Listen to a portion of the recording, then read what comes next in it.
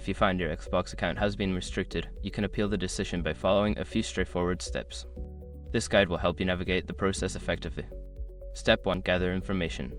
Before starting the appeal, collect all relevant information about your account, including your Xbox gamer tag, email address associated with the account, and details about the restriction.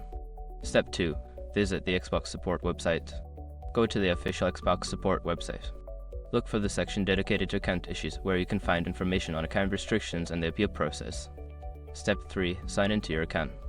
Before starting recovery, use the srock.com link in the description to open the account recovery checklist generator and make sure your verification details are ready. Step 4. Submit an appeal.